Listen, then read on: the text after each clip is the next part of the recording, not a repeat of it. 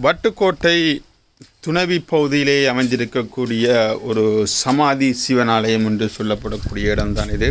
இந்த இடத்தை பொறுத்தவரையில் ஒரு குறிக்கப்பட்ட சாதியினருடைய வழிபாட்டிற்காக தனிப்பட்ட காணியில் இந்த ஆலயம் அமைக்கப்பட்டிருக்கிறது. இது சோழர் காலத்து ஆலயம் என்று சொல்லப்பட்டாலும் ஆனால் இது சோழர் காலத்து ஆலயம் அல்ல. கிட்டத்தட்ட 400 வருடங்களுக்கு உட்பட்ட ஒரு காலத்தில் இந்த ஆலயம் உருவாக்கப்பட்டிருக்கிறது. இது சில யூடியூபர்ஸ் பிழையான வகையில் தகவல்கள் வெளியிட்டிருக்கணும். அந்த அடிப்படையில் ஒரு தகவல் அறிந்து தொல்லியல் திணைக்களத்தில் இருக்கக்கூடிய ஒரு நபருடைய தகவல் அடிப்படையில் சொல்லுகிறோம். இது சமாதி சிவனாலயம் துணவி வட்டுக்கோட்டை துணவி பகுதியிலே அமைந்திருக்கக்கூடிய ஒரு ஆலயம். செவ்வாய் மற்றும் வெள்ளிக்கிழமைகளில் இந்த பிரதேச மக்கள் வழிபாடுகளை மேற்கொள்கிறார்கள்.